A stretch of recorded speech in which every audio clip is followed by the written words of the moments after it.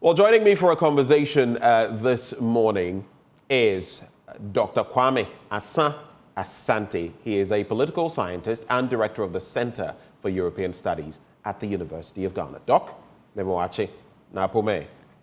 Yawura, muye papa na wonso ye. Adomara kwa eka nipa anka ya ye bibi enso nyaminti ye da so tiase. Techema da bodum. Okay, right. So let's do this. I'll give you your usual shot. Talking about something that is a burning issue, something that you're really concerned about. Over to you, Doc. Yes, thank you for the opportunity, Ben, and good morning to our viewers and listeners as well. I want to touch on a recent statement by the MP for Efiyase Asokore constituency in the person of Dr. Nana Ayew Afriyie. He made a statement to the effect that NPP government is not going to stop the Galamsey today or tomorrow or even forever. For me, that statement is nothing but a very shameful statement, and it's so worrying that if you look at everything about the MP, this should not come from him at all. You are talking about somebody who is a legislator and a head of Health Committee of Parliament, which is responsible for the maintenance of our health at all times. Remember, this is a representative of the people, right, representing our interests, our opinions, aspirations, and all our goals. And this is what he has to say. What is even worse is the fact that he's a medical doctor and that he takes care of the health of the people at all times. He has sworn an oath to protect our health at all times. And look at it. More interesting is the fact that his association that he belongs is what the Ghana Medical Association, in conjunction with other groups, have also issued a statement about this. Is he trying to undermine the very statement from the group that he belongs? It is a sorry story. I was expecting nothing but the best from an MP and nothing but the best from what? A medical or doctor. It is not for nothing, I want to tell you, that Plato, in his book, The Republic, said that governance must be handled by those who are intellectually fit. In other words, bring scholars to the sphere of politics so that they can shape the frontiers of governance. If this is all that he can give to politics, then we need to look at Plato's statement again and revise it if there is a need to be. But I'm not sure that Plato's statement needs a revision. He has gone past the red line, and that we are bringing him to line. That, look, it shouldn't come from him.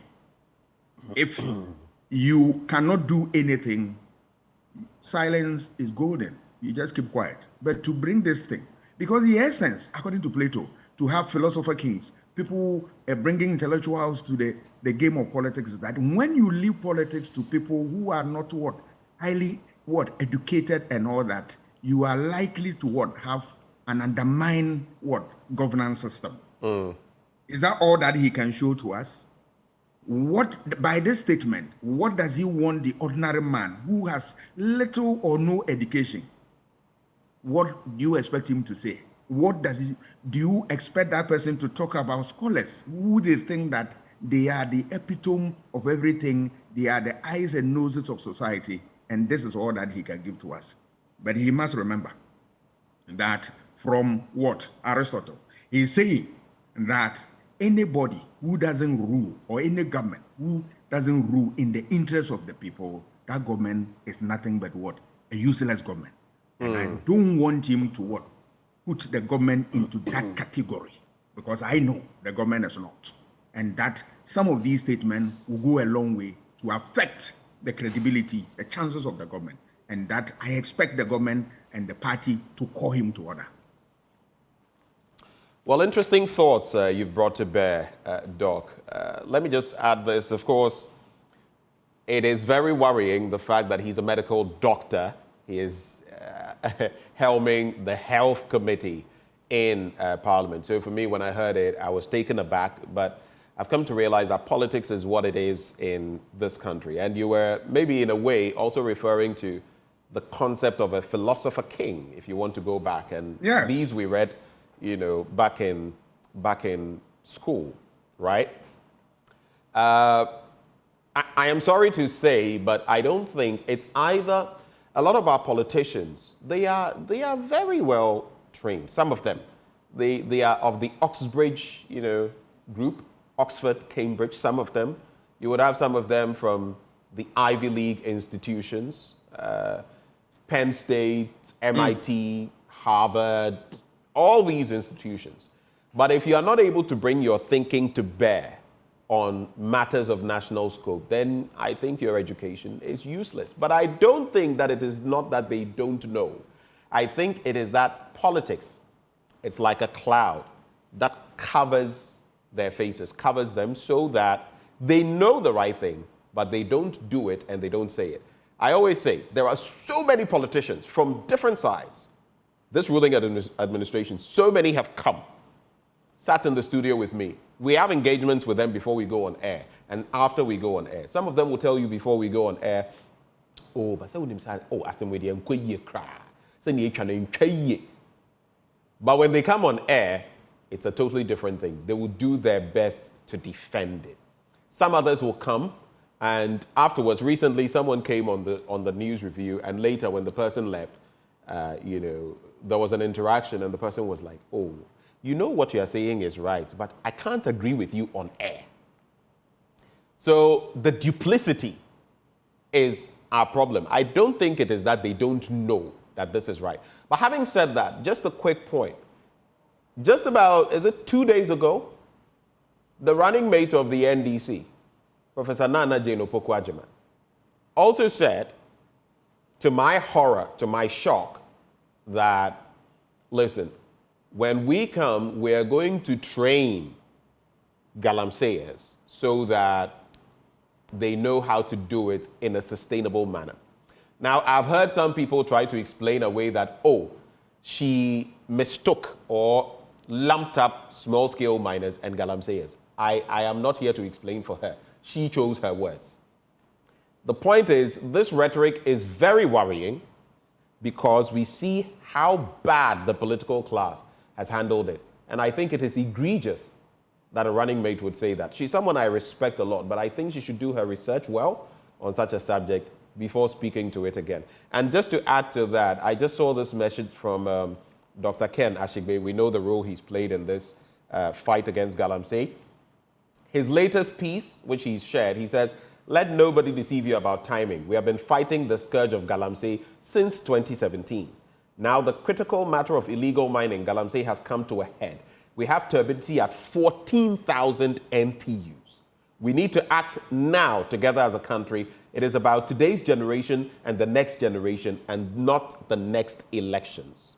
It's not about NDC or MPP. It is about all of us and whether we survive or not. We would not allow any political party to take advantage of this action by all well-meaning Ghanaians. His Excellency, the current president, should act now, declaring the state of emergency over the water bodies, their buffers and the forest reserves, and stop the decline now. Then the NDC and MPP presidential candidates should declare open support for the action and commit to continuing same if they come into office on the 7th of January 2025. Hashtag Stop Galamsey Now. That is Dr. Ken Ashigbe.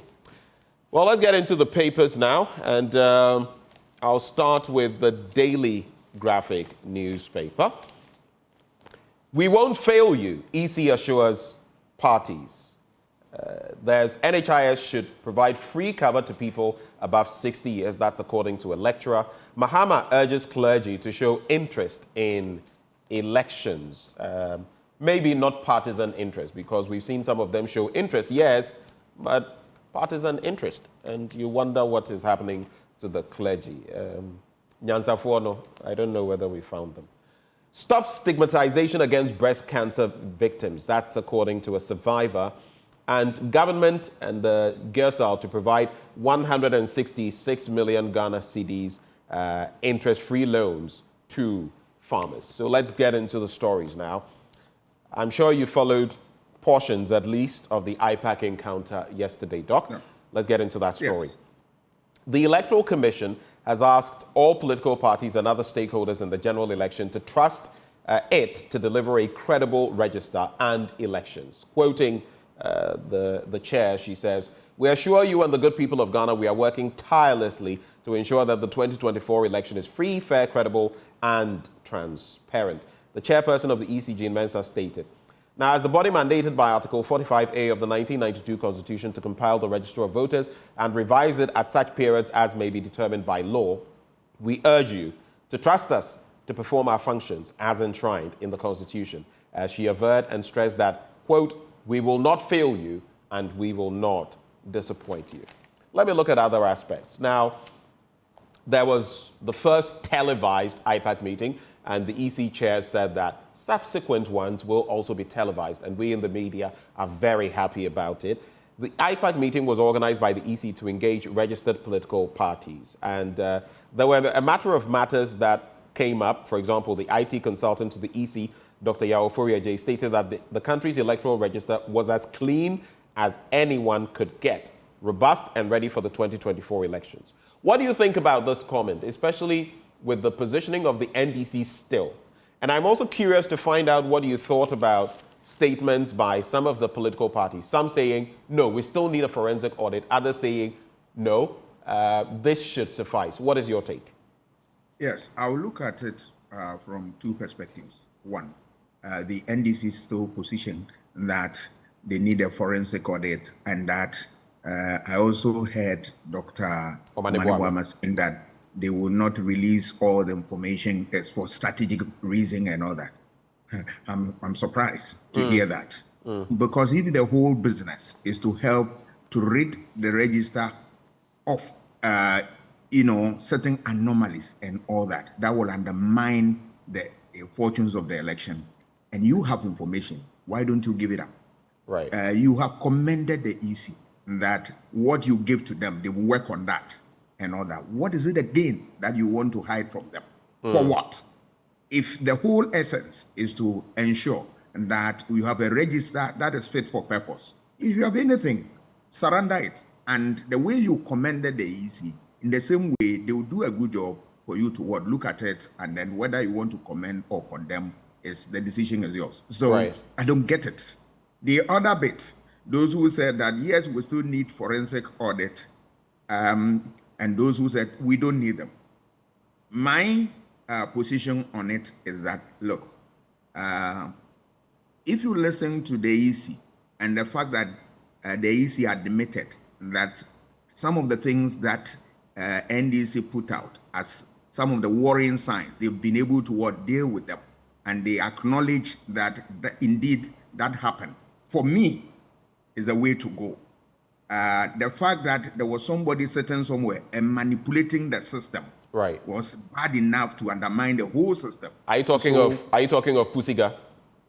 Exactly so. Right. So, for the EC to accept that position of the NDC, it tells you that they are ready to do a good job.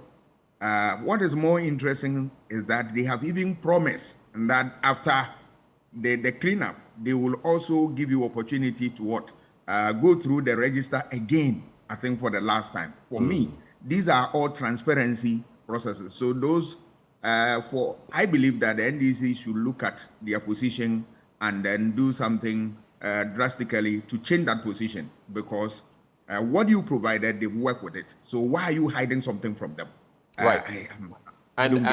Yeah, I'm sure you're obfuscated, and so am I, because I've had numerous encounters with some of them, Dr. Rashid Tanko Computer, for example, and asked about, okay, so if you have some other concerns, why don't you bring them to bear? But yes. I do not know what the strategy is, though they have said time without number that it is strategic, because you don't want to cry over spilt milk, right? You want to bring matters to the fore, and if there are other issues, bring them up while Yes, also.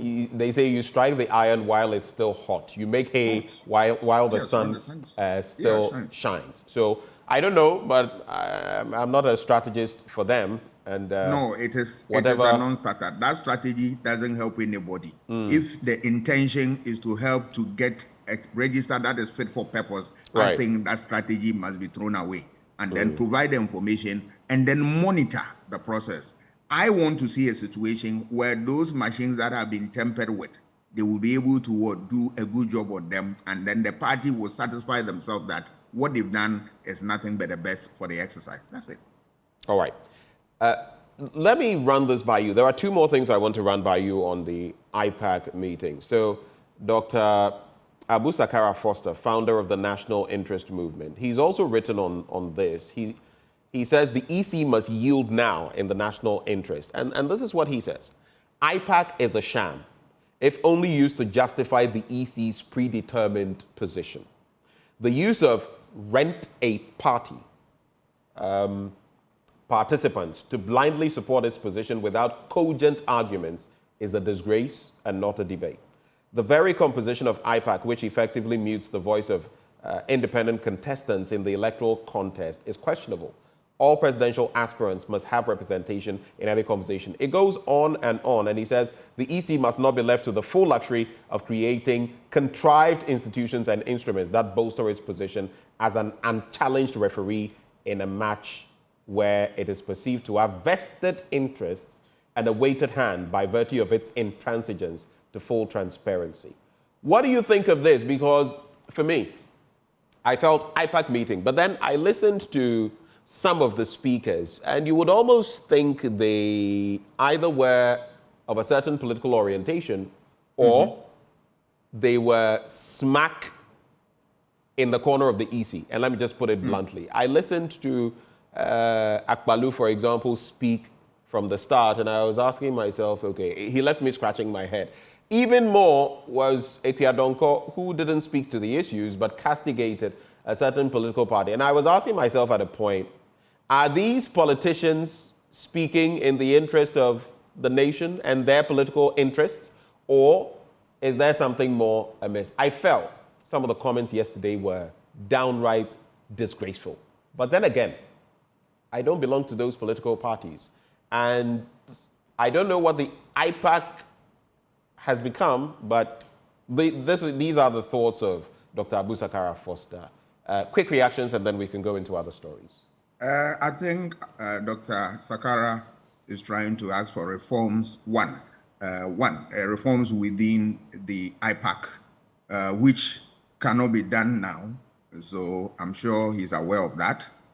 If anything, they can look at it beyond the elections. But now, if we want reforms in IPAC, it's too late in the day. What we have is the best that can happen to us. We must make do with it. But I don't know about the reforms, though, but he is saying that it appears some of the political attendees yesterday had been rented, that the reforms had been bought. That's what he's saying. Yes, I'll come to that. The reforms come from the point that even independent people have not been given opportunity to be represented in there. It's a reform he's asking for. Right. Because the IPAC is made up of what? Political parties. So individuals who are independent members will never be there. You get it? It's the reforms he's asking for. But that aside, I agree with him on the score that if you look at some of the comments from those who believe that there should not be EC should not grant the request of NDC. I found it very strange, but I dismissed them because all that I'm looking forward to is that, one, NDC, what they put on the table, is it the truth or not? EC has admitted to some of them. And for me, that is how we approach the issue. Then what is the EC doing about it? The EC has done A, B, C, and all that. What is left to be done is what I'm looking forward to. That the machines that we are going to use, how reliable are they going to be?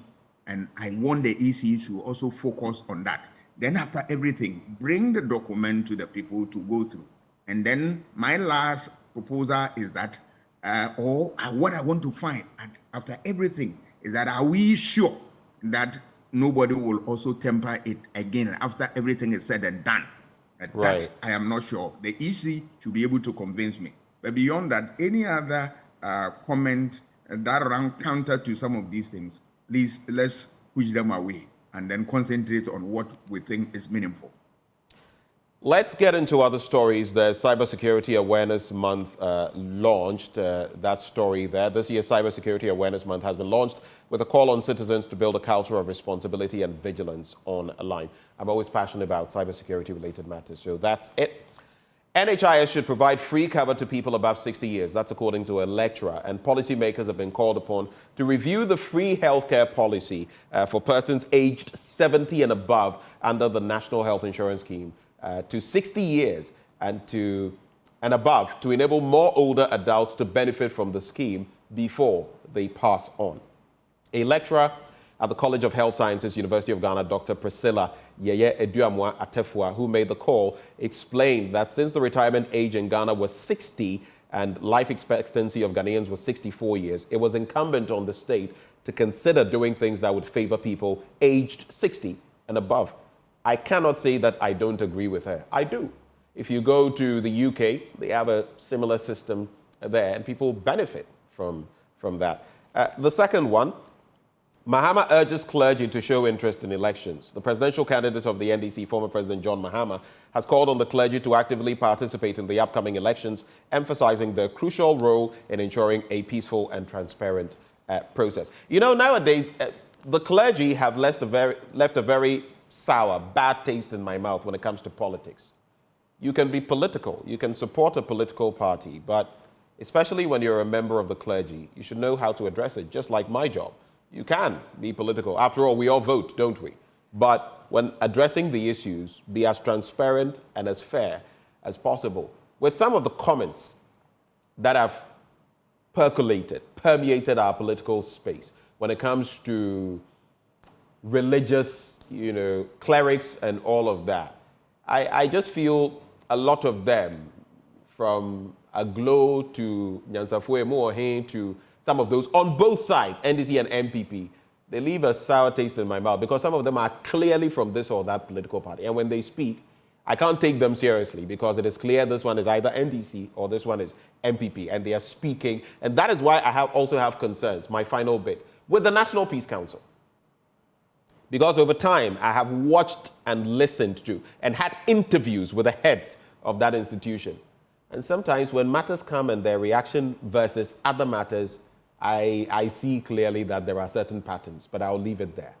Your take on these stories? Yes, I think I will begin from where you left off. I think this is the best that can happen in terms of what you have said. You couldn't have said it better than what you did. It's a brilliant one. I also have seen from where I sit, and that we expect them to be neutral at all times. But sometimes you realize that their position, some of them, what they churn out, really expose them to us that they belong to this party or another party. That is not good enough. It is also important for them to know that they occupy a very important position in our lives. Religion and politics are so important in every political sphere, but you need to tread that fine line to be able to hold society together. And if they are forgotten about this, we want to remind them, all right? The issue about them being firm is missing in some of the issues. They are critical issues. They will just wait till things get out of hand before they come in and all that. We have seen the irregularities that characterize the processes over the period, and very little you hear their voices on that. It is not the best. When we talk about free and fair election, we're talking about a particular election which is devoid of irregularities. So any irregular, action or process, you need to be able to throw it away. And I don't see them in this regard. I want to tie it up with something which is not part of the news here, but I've also read from the social media. One of the chiefs in Western Region, I think Dr. Bawumia went there, was a dabber and virtually endorsing the candidate. You win the election and all that.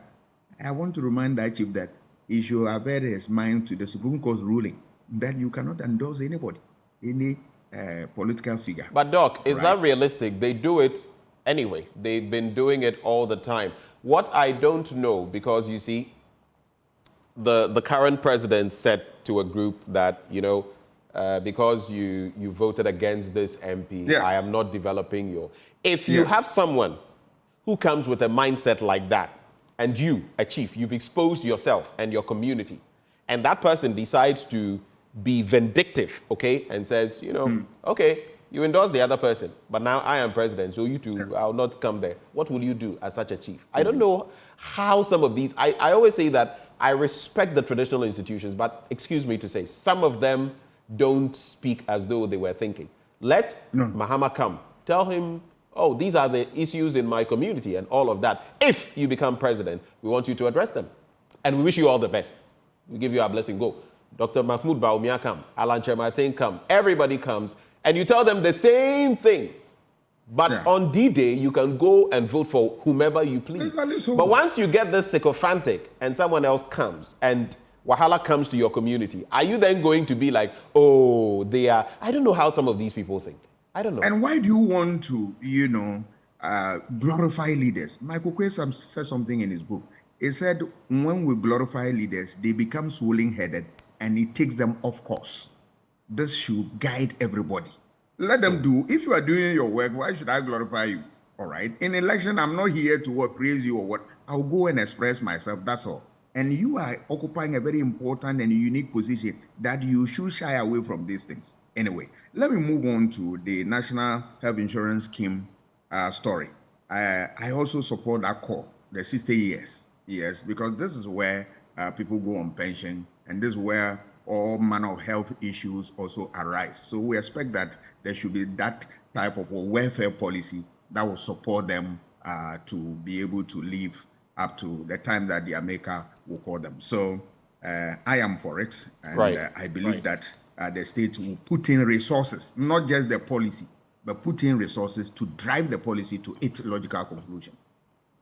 Let me quickly get into some other stories. The Daily Guide newspaper now. Pastor Love jailed 4 years for stealing NDC's voter register allegations. Baseless, that's according to the MPP. 2024 elections, provisional register errors corrected. That's according to the EC. I'll not be getting back into that because we've done it extensively from the Daily Graphic newspaper. Nana swears in 21 new judges. Dr. Okoboy joins Gavi board. On the back page, GFA awaits CAF's decision after stadium inspection, and we are hoping and praying, keeping our fingers crossed, that the Cape Coast Stadium will be given approval. But we've got to that ignominious, shameful, disgraceful point where we may not find a stadium in Ghana in which our Black Stars can play. So disgraceful. Ronaldo dedicates goal to late dad. He dedicated his goal that gave Al Nassr a 2-1 win against Al Rayyan in the AFC Champions League Elite on Monday to his late father. I only reiterate this because it seems that goal was particularly special for him. Jiku returns to face Sudan. Defender Alexander Jiku is expected to make a return to Black Star squad, to the Black Star squad. A lot of stories seem to think articles are not needed in English. To the Black Star squad after a bit of an absence. And then NBA legend dies at 58. I'm talking about NBA Hall of Famer Dikembe Mutombo. I actually grew up watching him play, and he's passed at the age of 58. He spent 18 years playing in the league for the Denver Nuggets, Atlanta Hawks, Philadelphia 76ers, New Jersey Nets, New York Knicks, and Houston Rockets. And actually, that's where I fondly remember his playing, Houston Rockets. Well, that's it for the sporting end. And then let's get into some of the others. Page 6. There's this very disturbing story. Man 33 butchers father. A 33-year-old man, Papa Donko, has allegedly butchered his father at Yao Krakrum in the Amenfi West municipality of the Western region. According to the suspect's brother, Tay, last Sunday, Donko told their father that he was fed up in life and that their father was responsible for his alleged predicaments. Donko told our father that the world had not been fair to him and our father was responsible for what he was going through. So he would kill our father by chopping off his head. And he said their father quickly informed the elders of the town and asked them to call Donko to advise him to do away with that notion. He alleged that after a while, the suspect allegedly killed the father by indeed chopping off his head and left the house to a nearby bush, but returned later. It's very, very disturbing story. But sometimes, you know, when the economy is bad, people will be blamed, parents, grandparents, for witchcraft, for all kinds of things they are not responsible for. Very sad situation. So sometimes you should also blame our politicians for creating a system where people cannot thrive economically. Pastor Love jailed 4 years for stealing. Hammond Love, popularly known as Pastor Love, the ex-husband of gospel musician Obapa Christie, has been sentenced to 4 years imprisonment with hard labor for stealing a Toyota Highlander 2013 model valued at $50,000. The convict was dragged to court in 2017 after he sold the vehicle, which was sent down from the United States by a friend named Samuel Amankwa without his knowledge. Court documents indicated that Pastor Love had cleared the vehicle from the port with his own money, which the friend was going to reimburse. The initial plan was for him to sell the vehicle, after which he would deduct his money used in clearing the vehicle from the port. And apparently that did not go well, and this has led now to his incarceration. Dr. Okoboy joins Gavi board. Health Minister Dr. Bernard Okoboy has been appointed to the Gavi Alliance board as the alternate board member representing the Anglophone Africa constituency. This appointment will see Dr. Okoboy serving until December 31, 2026. Any reflections on these stories? I'll look at the GFA story. Very sad story. Because you and I were here 2008 or so when Ghana hosted the AFCON, and we had a number of stadia. Today, to the extent that everything has deteriorated and that we can't even have one stadium which is fit for purpose to allow Black Star to feature on. A very sad story. A very, very sad story. And I don't know what has happened. Is it the case that over the years, the budget we have allocated to the ministry, we did not apportion some for the maintenance of these facilities? Is it the case that we were just looking for snails and grass cutter in the bush without turning back to look at whether we have a facility that like this that we have used taxpayers' money to make? Where is our, maintenance culture? Jesus Christ. I believe that we should have leaders who will do nothing but what? Ensure that the provisions in the Constitution are protected at all times. One of the provisions is that, look, you will make, every citizen will make sure that we protect public what? Property. Public property. Is it the case that we have people in the ministry drawing salaries from the state coffers? Is it part of their duty to ensure that these facilities remain same or improve at all times? Let's look at it. When we are putting people into office, we should make sure that they are people who will serve the national interest. Any other consideration, let's throw them away. All right. Let's get into some other stories now. Oh, our time is up. Okay, so let's just do some headlines. The Ghanaian publisher newspaper, Jean Mensa rubbishes audit call. It's premature and unnecessary. Habtel refutes impropriety in ECG deal. STEM schools excel in YEA competition, and Bawumia promises innovative solutions. Those are the final stories. We are done. Doc, any thoughts you'd like to share before you take leave of us? Yes, I think there was a previous story about 21 judges commission. I think you said that. Yes, by the president. Yes.